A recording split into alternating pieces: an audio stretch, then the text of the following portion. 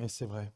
Et je vais encore ce matin, justement, j'étais par là et je me disais, bah, comme d'habitude, hein, c'est toujours je dirais un stress, mais c'est un bon, c'est pas, c'est une pression, ouais. Et j'avais le Saint-Esprit qui me rappelait, qui me disait, je suis avec toi. Promène pas des regards inquiets, je suis avec toi. Enfin, ça m'a.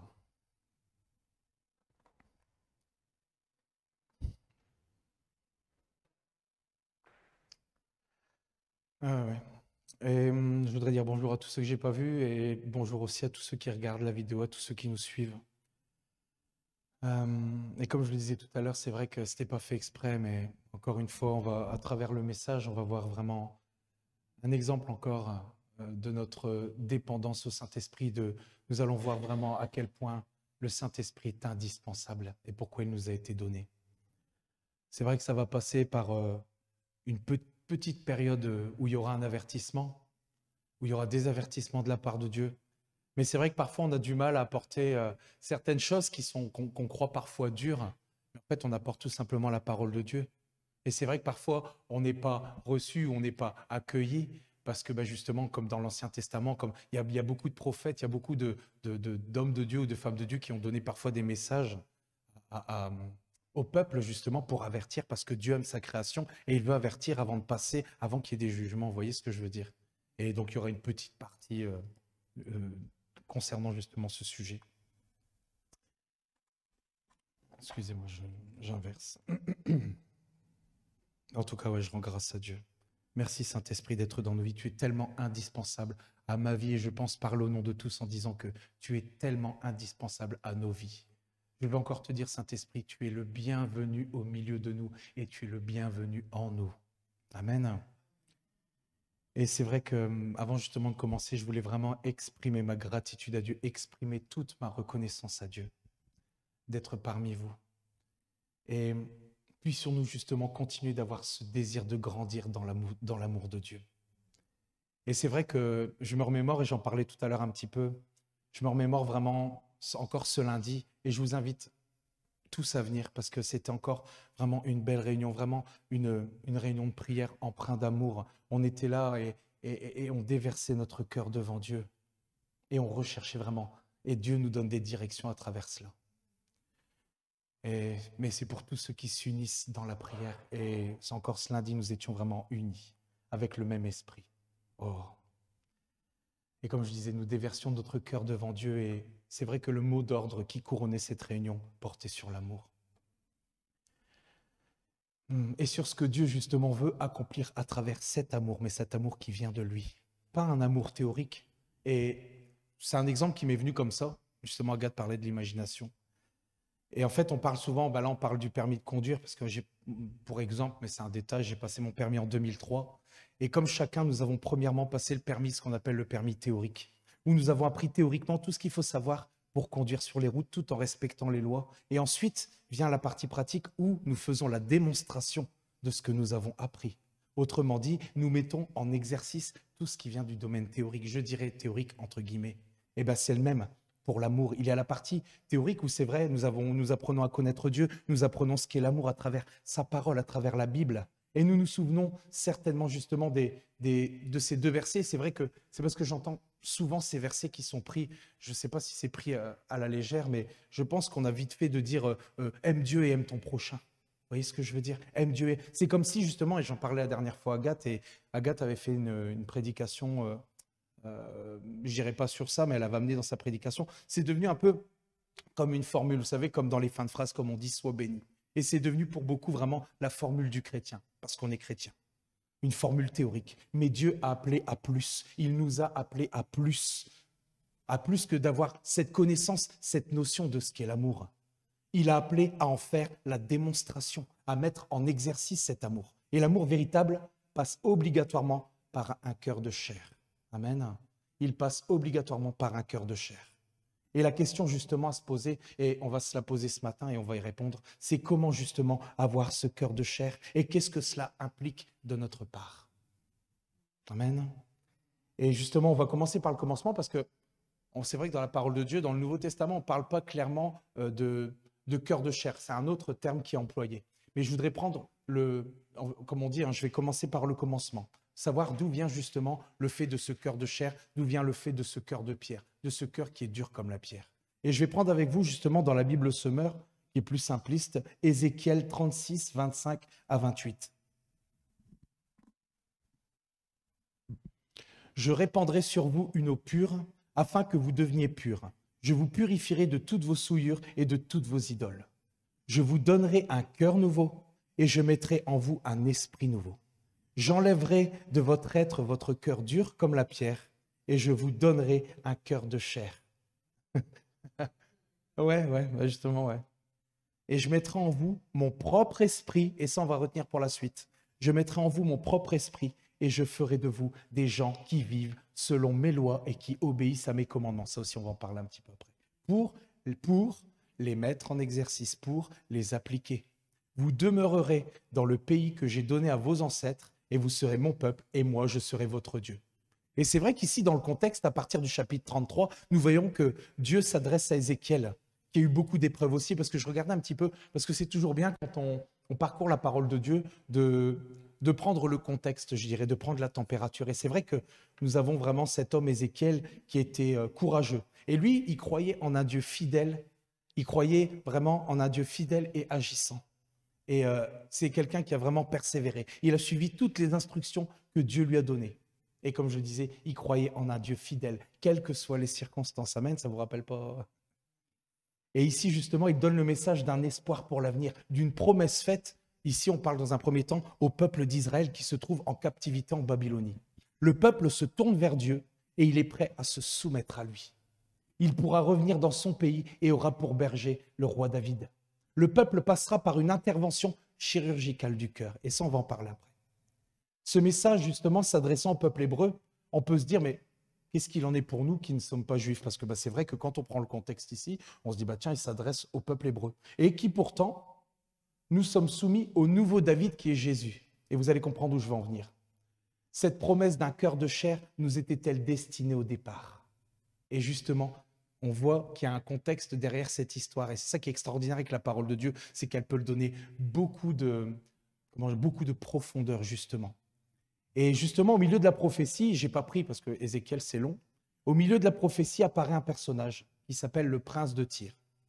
Et dans Ézéchiel 28.2, je vais prendre avec vous Ézéchiel 28.2 qui nous dit « Fils de l'homme, dis au prince de Tyr, ainsi parle le Seigneur l'Éternel.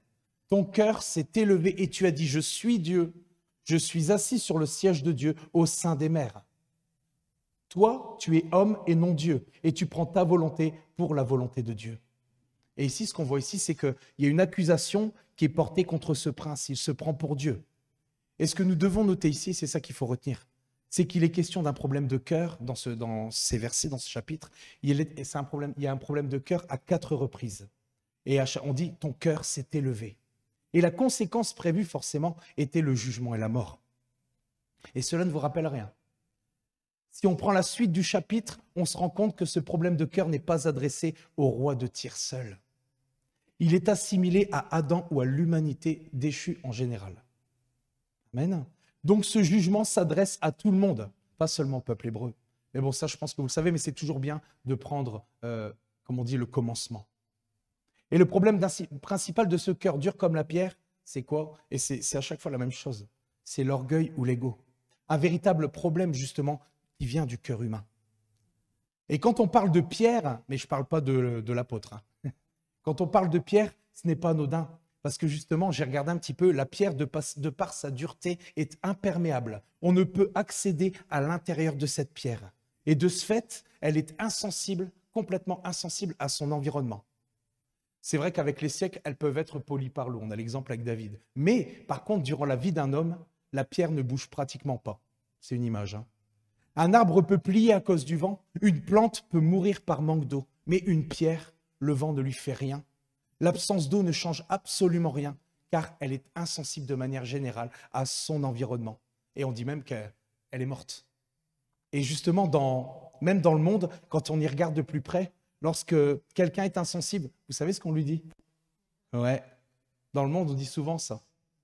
On dit, oh, celui-là, franchement, il est insensible. Franchement, il a un cœur de pierre. Mais justement, pour nous, ce problème, il a été réglé à la croix. Amen.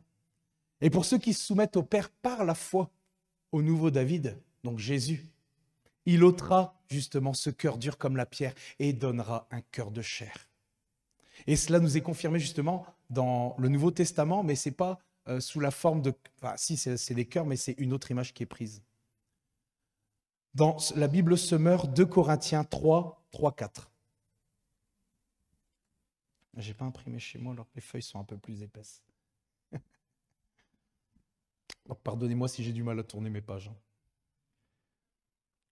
Donc comme je le disais, donc 2 Corinthiens 3, 3, 4, pardon. Il est évident que vous êtes une lettre que le Christ a confiée à notre ministère et qu'il nous a fait écrire, non avec de l'encre, mais, et encore une fois on retient, par l'Esprit du Dieu vivant, non sur des tablettes de pierre, mais sur des tablettes de chair, sur vos cœurs. Telle est l'assurance que nous avons par Christ devant Dieu, devant le Père. Amen. Et justement, ici, on voit qu'une comparaison est faite entre l'ancienne et la nouvelle alliance. On voit, la loi de Moïse était écrite justement, j'ai pris ce terme-là, elle était écrite avec le doigt de Dieu sur des tablettes de pierre. Mais depuis que l'Église est née, le jour de la Pentecôte, cette loi a été remplacée par le Saint-Esprit. Amen. Cette loi a été remplacée par le Saint-Esprit, qui seul peut atteindre et régénérer le cœur de celui qui place sa foi et qui place sa confiance. Et je reprends en le nouveau David. J'ai plus besoin de dire c'est qui. Jésus. Nous comprenons que c'est Dieu, ce merveilleux esprit qu'il nous a donné et qui peut arracher justement ce cœur de pierre. Et on va voir vraiment, je dirais, la profondeur de cela, du cœur de chair. Parce qu'en étudiant, on se rend compte qu'on va de plus en plus loin et j'ai pas eu le temps d'aller encore plus loin. Et c'est vrai que pour beaucoup, et je regardais, j'en parlais à Sylvie ce matin, c'est vrai que on voit les gens, enfin on voit aujourd'hui, il y avait, c'était une fête païenne sur Templeuve et tout, et c'est vrai que pour beaucoup, on voit qu'il n'y a pas d'importance pour le dimanche. On voit que par exemple demain, c'est juste un jour férié de plus, vous voyez, c'est juste un jour où on ne travaille pas. Mais pour nous, nous souvenons justement de cette aide, et j'en parlais tout à l'heure, de cette aide inestimable que le Père a envoyée. Parce que rien ne serait possible sans lui. Est-ce que vous le croyez? Amen.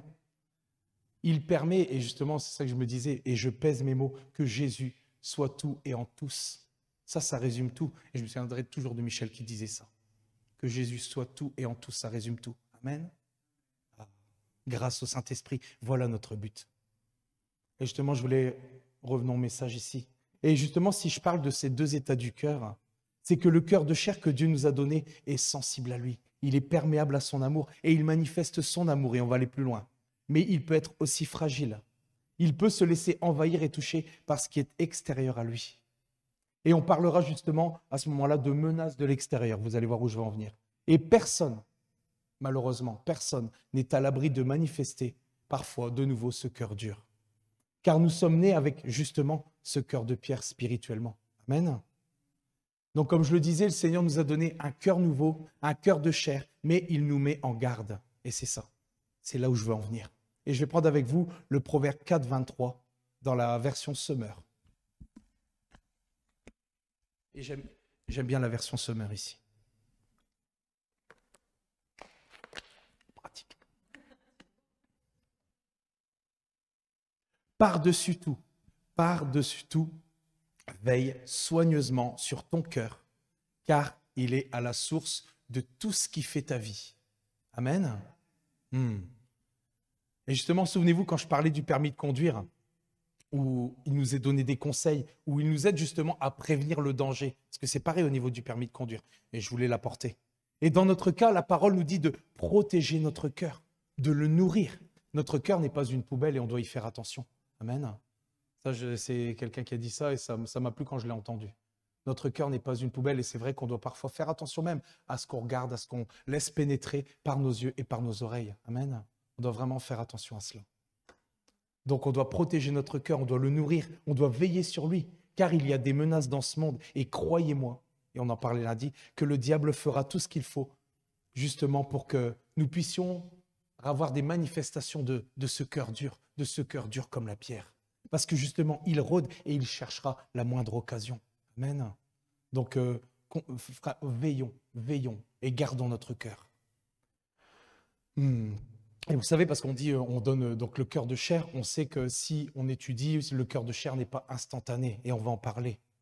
Notre cœur est appelé à changer constamment pour revêtir de plus en plus ce cœur de chair. Amen. Et c'est pas instantané, comme je viens de le dire, c'est un processus. Dieu nous donne ici justement un conseil à ne pas prendre à la légère. Le Seigneur, ici, si je paraphrase, nous dit, attention, vous avez la responsabilité de sauvegarder, vous allez voir pourquoi j'emploie le mot, de sauvegarder votre cœur. Et c'est vrai que j'avais cette image qui me parlait, et vous allez voir à travers cela ce que je veux dire. Quand par exemple je prépare un message, au fur et à mesure où j'avance, et il en est pareil pour le cœur, je fais une sauvegarde. Car j'ai déjà eu parfois des coupures d'électricité. On dira que c'est la menace extérieure. Et donc, ce que je fais, c'est que je sauvegarde, j'avance plus loin, je sauvegarde, j'avance plus loin, je sauvegarde. Vous voyez? Et dedans, le mot sauvegarder, et c'est drôle qu'il y a des pensées qui viennent comme ça. Je rends grâce au Saint-Esprit. Merci Saint-Esprit. Et c'est ça qu'Agathe parlait tout à l'heure, de cette imagination, de ce que Dieu utilise, de ce que nous connaissons déjà. Amen. Il le fait avec moi aussi. Ben oui, je sais, je rigole, je plaisante. Et justement, sauvegarder, il signifie, et c'est intéressant, hein, assurer la protection de quelque chose, le mettre à l'abri de toute atteinte. Vous voyez? Donc si je le fais, c'est dans le but de ne rien perdre et de ne pas retourner en arrière, forcément. Vous voyez ce que je veux dire? Et c'est la même chose avec notre cœur. Et par contre, il y a un secret pour avancer de plus en plus avec un cœur de chair. Et il est cité dans Ézéchiel. Il est cité déjà dans l'Ancienne Alliance, dans l'Ancien Testament. Et le secret justement de notre réussite, il est toujours dans la Bible Summer, Ézéchiel 36, 27, 28. Mais c'est bon de le reprendre. C'est pour ça que je vous ai dit tout à l'heure de retenir.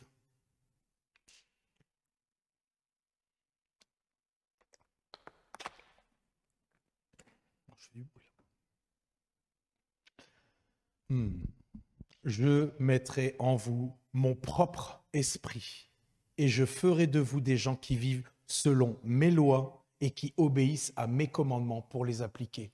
Et sur le coup, c'est vrai que beaucoup interpréteront ce verset comme dur en disant on ne peut pas faire ceci, on ne peut pas faire cela, vous voyez, parce qu'il y a beaucoup de légalisme à travers justement la loi et les commandements.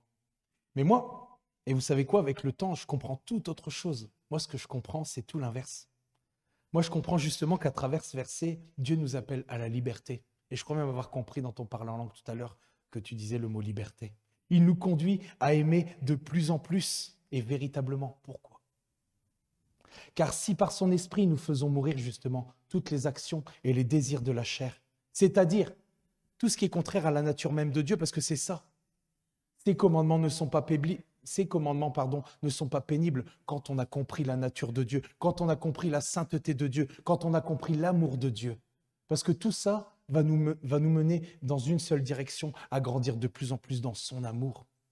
Amen. C'est sa nature divine, c'est pour ça. On a l'impression parfois, quand on entend, c'est dur et tout, mais en fait, non. C'est juste que si on respecte cela, nous grandirons de plus en plus dans son amour. Et ça, je le comprends de plus en plus, c'est extraordinaire comment Dieu ouvre les yeux de notre cœur. Je voulais apporter ce chant-là aujourd'hui, mais j'étais pris par le temps, je n'ai pas pu, mais je le ferai. C'est ça.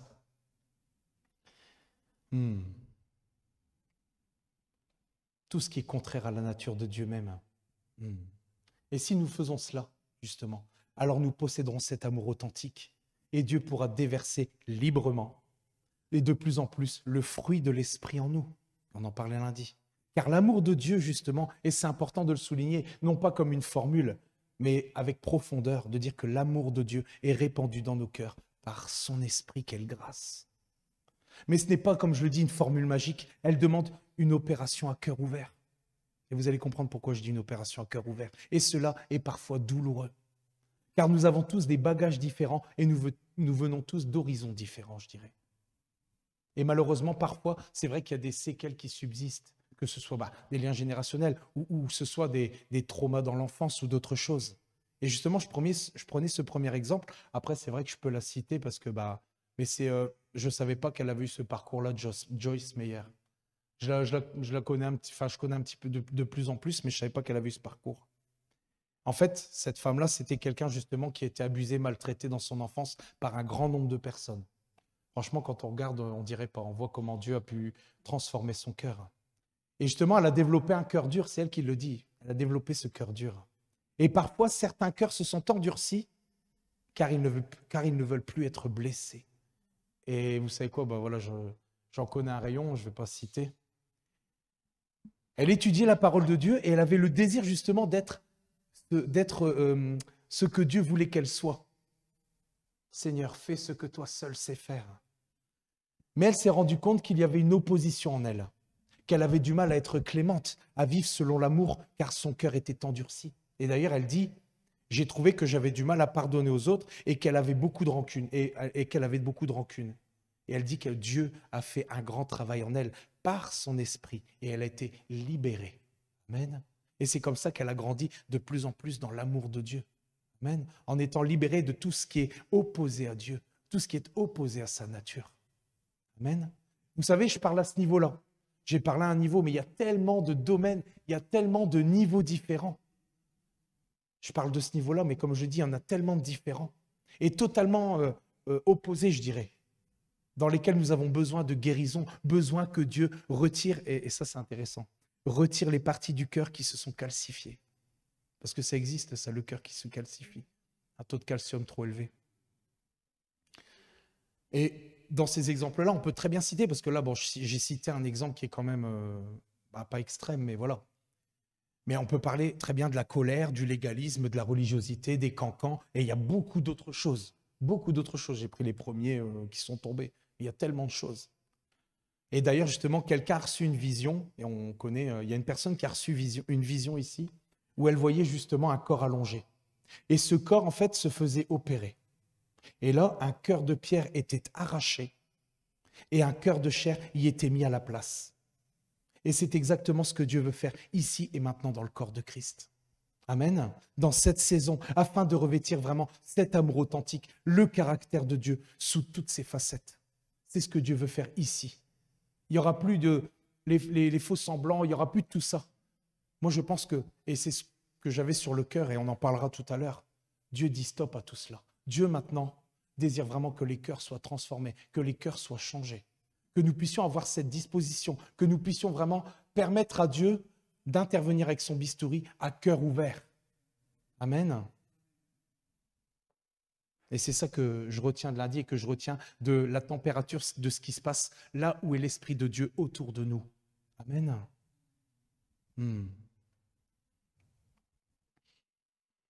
Amen. Et c'est ça, il veut le faire avec chacun de nous. Chacun de nous avons de l'importance à ses yeux. Et il veut tous nous transformer. Amen. Afin que nous passions d'un cœur qui est parfois endurci à un cœur tendre. Ou plutôt, d'un cœur qui à la base est endurci à un cœur brisé, à un cœur tendre. Parce que c'est ça, on parle de brisement. Dieu veut briser notre cœur, mais c'est un brisement divin. On ne parle pas, ce n'est pas un mauvais brisement. Vous voyez ce que je veux dire? C'est être brisé à nous-mêmes, à tout ce que nous sommes, à cet ancien cœur, afin que Jésus prenne toute la place. Afin que ce soit, comme je le dis parfois, que ce soit Jésus qui siège seul sur nos cœurs. Amen. Et ce n'est pas que des paroles. Je pèse mes mots quand je vous dis toutes ces choses. Je vous dis que j'ai encore pas mal pleuré quand j'ai préparé cette prédication. C'est vrai en plus. Ouais, c'est vrai en plus. Et c'est ça. Il nous rend sensibles aux mêmes sentiments qu'il a dans son cœur. Et parfois, quand tout à l'heure, je vous apporterai justement les versets qui m'ont touché là, il nous rend sensibles à la peine qu'il a dans son cœur. Et c'est comme ça que nous sommes touchés et que nous allons toucher aussi cette génération. Avec ce même amour qu'il nous a aimé, dont il nous a aimé, dont il nous aime. Amen. Oh Seigneur, merci. Merci pour ton amour. Et c'est ça. Il veut briser notre cœur mal conditionné, je dirais, si on prend l'exemple de tout à l'heure, afin qu'il soit comme le sien. Et ça, c'est pas de moi non plus, mais il désire faire une transplantation qui permet d'avoir un cœur qui bat au rythme du sien. Amen. C'est beau, hein? C'est beau. Mais c'est pas juste beau. Il y en a qui ont été tellement inspirés quand ils étaient sous l'amour de Dieu. On a un Dieu extraordinaire. Encore justement, et c'est là que le bas blesse, c'est là que ça se complique un peu, encore faut-il se laisser avertir. Ça, c'est une autre chose. Et justement, ici, c'est ce que je disais tout à l'heure, j'avais déjà conditionné le message à venir justement dans la partie, je dirais, mise en garde. Parce que la parole de Dieu, voilà, il y a toujours des messages de mise en garde et on va en parler un petit peu. Et je vais prendre avec vous dans la Louis II 21, Hébreux 3, 7 à 10.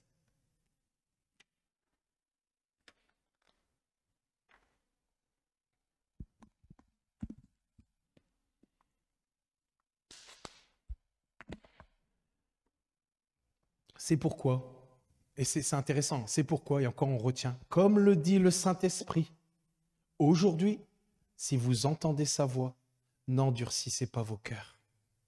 Comme lors de la révolte, comme le jour de la tentation dans le désert. Là, vos ancêtres m'ont provoqué, ils m'ont mis à l'épreuve et ils m'ont vu agir pendant 40 ans. C'est pourquoi j'ai été irrité contre cette génération et j'ai dit, ils ont toujours un cœur qui s'égare, ils n'ont pas connu mes voies. Et encore une fois, à qui devons-nous prêter l'oreille?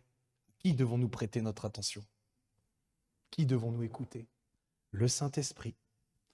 Ah. Et justement, qu'est-ce qu'un cœur qui s'endurcit? C'est un cœur qui est déterminé à résister à l'obéissance envers la parole de Dieu, qui ne se laisse pas toucher par la voix, par les avertissements du Saint-Esprit. Et cela peut se passer, c'est un exemple, et cela peut se passer justement à travers les enseignements qui sont donnés, à travers le fait qu'il n'y ait pas de mise en pratique de ce qu'ils entendent, de ce que certains chrétiens entendent.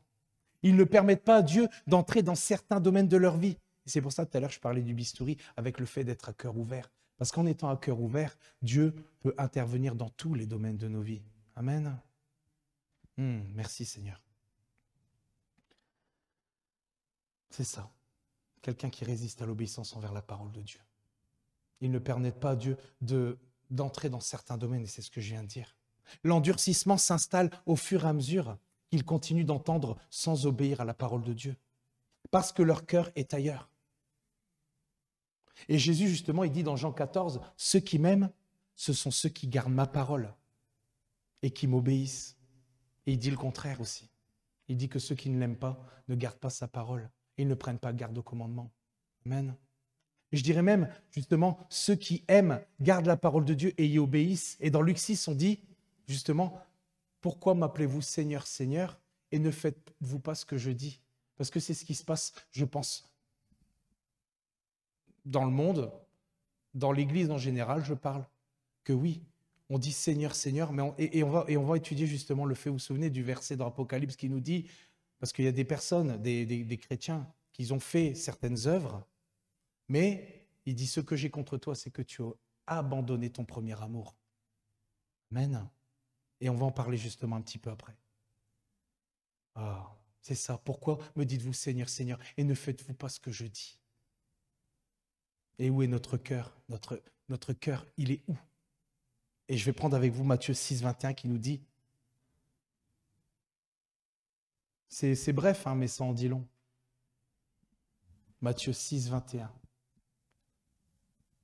Car là où est ton cœur, là aussi sera...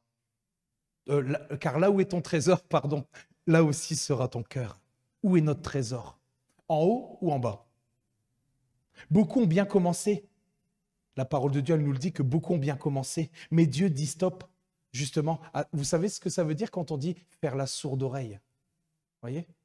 Et beaucoup, et je pense que Dieu ici actuellement dit stop à ceux qui font la sourde oreille. Soit nous écoutons la voix du Saint-Esprit et nous nous laissons changer, soit l'inverse. Je ne sais pas pour vous, mais tout à l'heure, quand on disait « prends mon cœur, prends mon âme », quand on disait « prends tous mes choix », j'avais tout mon cœur qui était là et je disais « oui Seigneur, prends tous mes choix ». Parce que c'est vrai que parfois, nous ne faisons pas toujours les bons choix.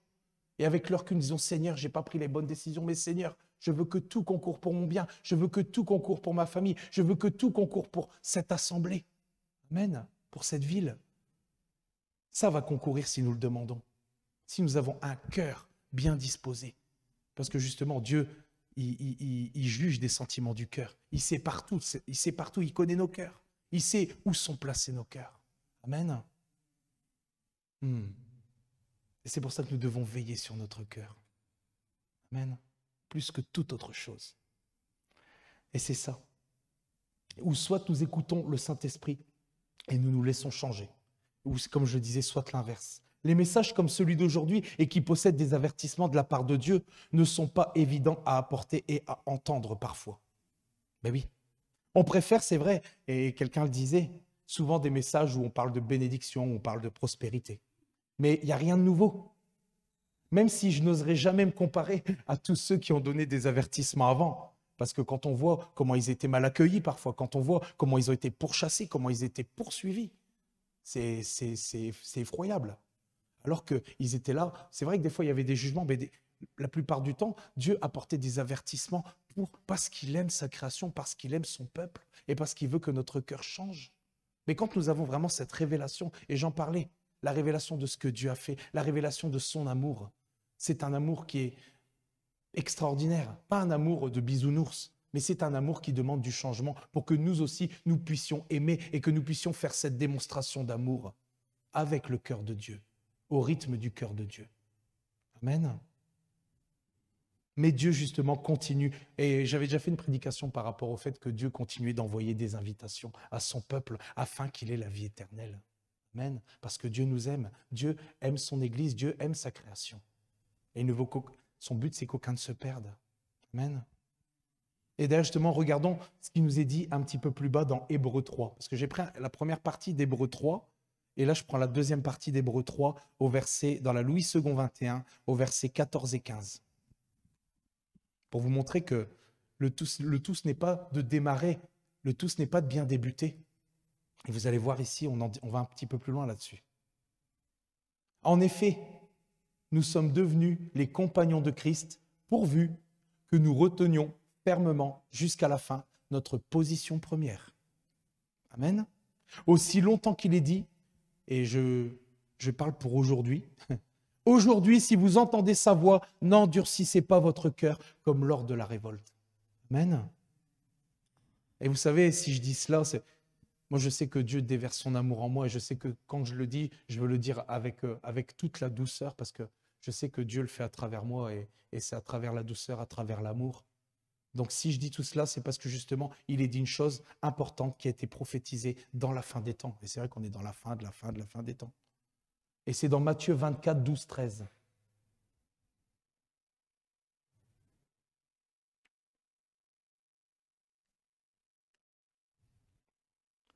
Parce que le mal ne cessera de croître. Et c'est terrible. L'amour du plus grand nombre se refroidira. Mais, on revient un peu au verset d'avant, celui qui tiendra bon jusqu'au bout sera sauvé. Amen. Et c'est vrai qu'ici, on le voit de plus en plus, que l'apostasie grandit de plus en plus. On voit que beaucoup abandonnent la foi de plus en plus, que beaucoup de chrétiens se refroidissent. Et malheureusement, la tiédeur les envahit. Ce sont ceux qui ont bien commencé et qui seront bouillants jusqu'au bout, qui seront sauvés. Amen. Ceux qui auront gardé la foi, qui auront gardé leur cœur jusqu'au bout, qui auront cette couronne de justice, comme Paul le dit, à la fin de sa vie, le constat qu'il fait, qu'il avait gardé la foi. Amen. Ce sont ceux-là qui recevront la couronne de justice. Nous recevrons cette couronne de justice. Amen. Si nous continuons de persévérer jusqu'au bout. Parce que tu as gardé la parole de la persévérance. Je te garderai au jour où la tentation viendra sur le monde. Amen. Moi, ça m'encourage. Moi, ça m'encourage. Et je vais prendre justement dans Apocalypse 3.11, qui confirme justement ce que je viens de dire.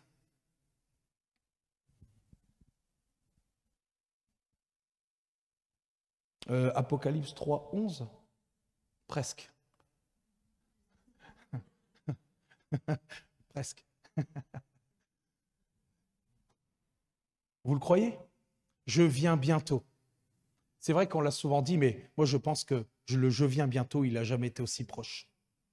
Retiens, c'est ça, retiens ce que tu as. Retiens ce que tu as, afin que personne ne prenne ta couronne. Amen. Nous sommes dans un temps ici, et j'en parlais avec Sylvie, on n'entend que ça autour de nous. Nous sommes dans un temps ici de grande détresse, de grande souffrance. Et je ne sais pas pour vous, mais autour de moi, je vois que ça. Que ça, que ça, que ça. Des gens qui ont besoin de Dieu dans leur vie. Tous ont besoin de Dieu, mais dans cette génération, croyez-moi que la souffrance, moi je vois, que ce soit à travers le travail, à travers beaucoup de choses, et je vois tellement qu'il y a tellement une détresse, tellement une souffrance qui est là et qui est, je ne dirais pas omniprésente, mais Voilà, il y a des choses qui se passent et je pense que Dieu veut se servir de nous. C'est sûr et certain. Mais il y a un prix. Il y a un prix, mes amis. Moi, je pense que nous sommes loin sur l'horloge de Dieu. Je pense que vous le croyez aussi. Et dans ce temps, Dieu nous appelle à aimer plus que jamais, à faire la démonstration de son amour. Et ça, c'est ce que j'ai rajouté, à y sauter les 2 pieds joints dedans. Amen. Les ouvriers, justement, c'est ça qui m'est venu sur le cœur. Les ouvriers de la dernière heure sont bouillants pour Dieu et sont appelés à manifester son amour véritable et sa gloire devant les nations. Amen. On l'a chanté tout à l'heure. Nous voulons voir ta gloire au milieu des nations. Amen. Mais cela passe par une opération à cœur ouvert et c'est ce que je disais tout à l'heure. Et si la poitrine est ouverte, et c'est ce que j'expliquais, je me suis spoilé encore, cela signifie que Dieu peut passer le bistouri partout et dans tous les domaines de nos vies, dans les moindres recoins, à cœur ouvert. Amen. Mais pas tout seul. Et je sais bien, je voulais faire une parenthèse pour honorer le Saint-Esprit. Pas tout seul, parce que comme je l'ai dit, nous n'avons pas cette capacité. Et ici, je voudrais faire une parenthèse, parce que j'ai trouvé quelque chose d'intéressant, j'ai étudié quelque chose d'intéressant. Et je vais prendre avec vous justement pour commencer, dans cette petite parenthèse, Apocalypse 19, 7 à 8.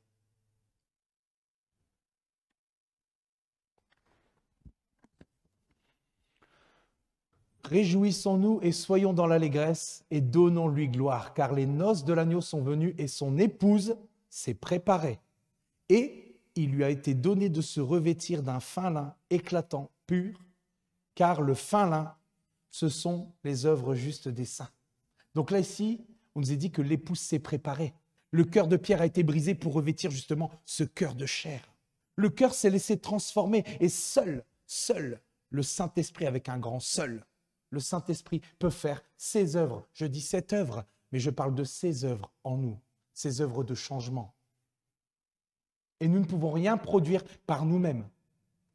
Amen. Et d'ailleurs, justement, c'est là où je voulais en venir. Pourquoi il nous est dit à cet endroit-là, car le fin lin, ce sont les œuvres justes des saints.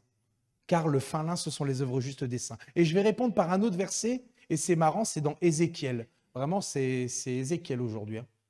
Dans Ézéchiel 44, 17, 18.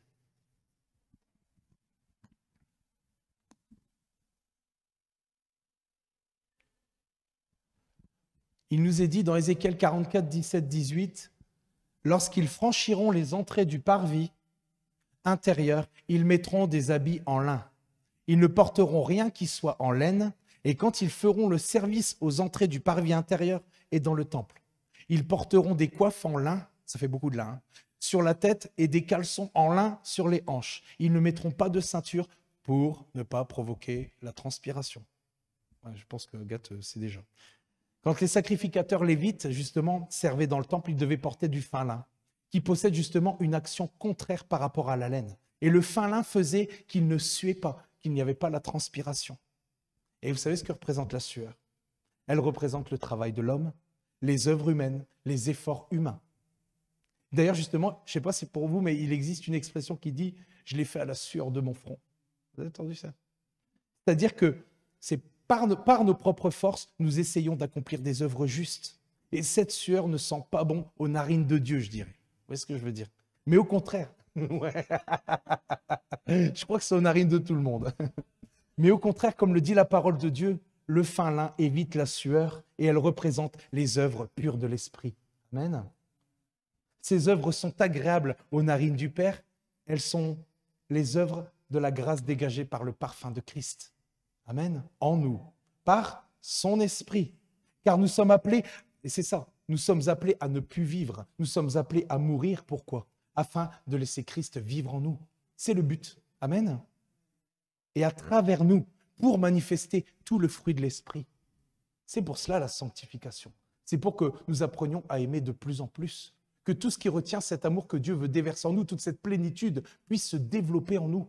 Et pas seulement pour nous, pas pour nous, mais pour autour de nous, pour ici, pour l'extérieur. Amen. Sa nature en nous.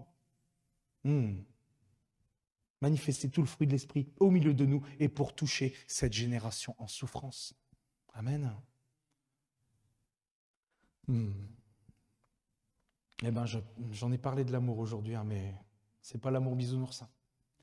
Si nous sommes à la poursuite de cet amour, grâce au cœur de chair que Dieu a mis en nous et qu'il continue de transformer, et que nous recherchons cet amour avec un grand A qui vient de Dieu, alors le reste en découlera encore et encore. Et là, bien sûr, je parle du fruit de l'esprit, de tout ce qui peut découler de l'amour. Amen. Et je vais prendre justement avec vous un verset, et c'est ça. C'est un verset qui m'a touché à la fin, et c'est dans Apocalypse. C'est à la fin d'Apocalypse. Dans Apocalypse 22, 10 à 14.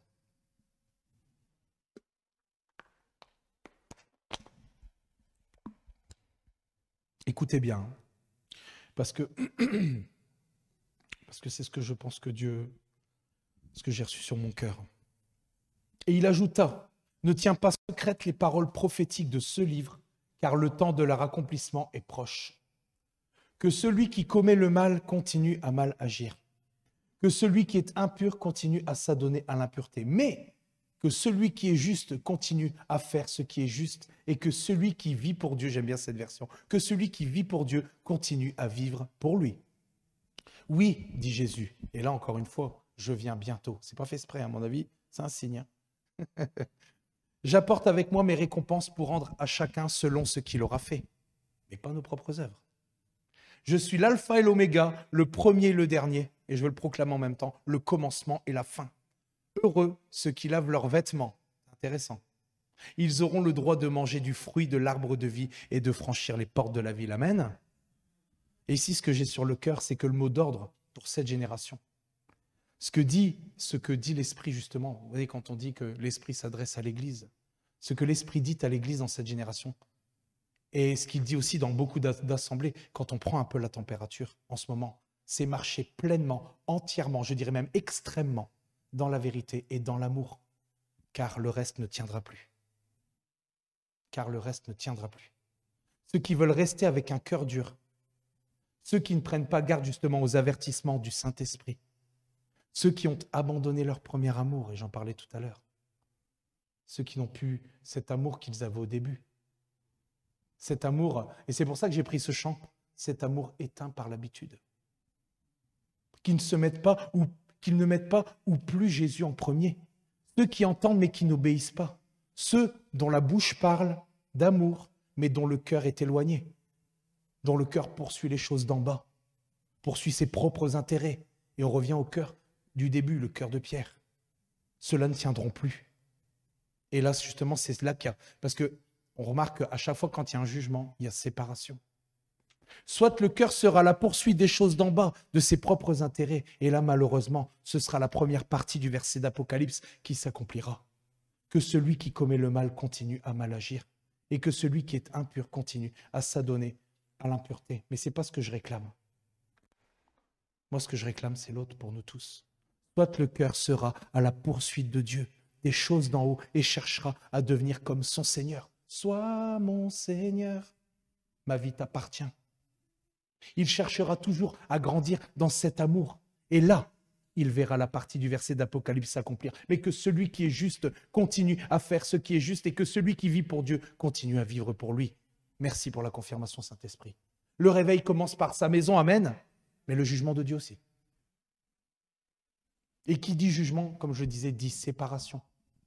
Mais si nous revêtons, et c'est là que moi je préfère parler de ces choses-là, si nous revêtons justement ce cœur de chair avec les œuvres justes et que nous veillons à le garder plus que toute autre chose. Et d'ailleurs, je prends Apocalypse 16, 15 qui nous dit, oh bien vu, voici, je viens comme un voleur. Heureux celui qui veille, et on reparle une fois des vêtements, et qui garde ses vêtements, afin qu'il ne marche pas nu et qu'on ne voit pas sa honte. Donc je disais, si nous revêtons ce cœur de chair avec les œuvres justes et que nous veillons à le garder, à garder notre cœur, à ne pas le souiller, à ne pas faire qu'il soit comme une poubelle, à regarder, à entendre des choses qui ne sont pas bénéfiques, qui ne sont pas, comment on dit ça, exhortantes, qui ne sont pas, vous m'avez compris, qui ne sont pas encourageantes, qui ne sont pas... Ouais, c'est ça. C'est ça, tout ce qui ne nourrit pas en fait, tout ce qui va à l'encontre de cela. Et bien si nous faisons tout cela, alors Dieu se manifestera. Et seulement dans cet ordre-là. Si nous voulons voir des guérisons du corps et surtout de l'âme et du cœur, si nous voulons voir des miracles et des prodiges, alors laissons le Saint-Esprit transformer nos cœurs afin qu'ils deviennent des cœurs de chair.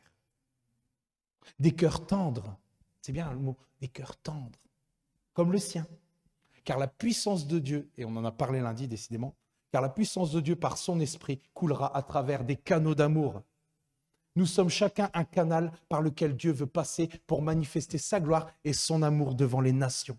Amen. Nous voulons voir ta gloire au milieu des nations. Mais ça passe par ce processus.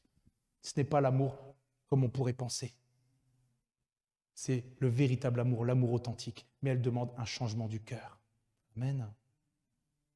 Voilà, c'est ce que je voulais vous apporter aujourd'hui.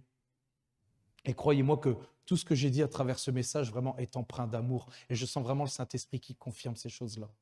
J'étais vraiment heureux quand tout à l'heure je me suis éloigné, qui m'a dit « Je suis avec toi ». Ça m'a touché. C'est toujours bon d'avoir le Saint-Esprit avec soi, non? Tu veux dire quelque chose? Vas-y, je t'en prie, je t'en prie.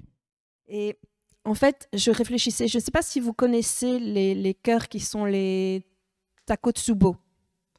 En fait, un cœur qui devient, on a donné ce nom-là parce que ce sont les Japonais qui ont appelé ça, c'est un cœur qui souffre.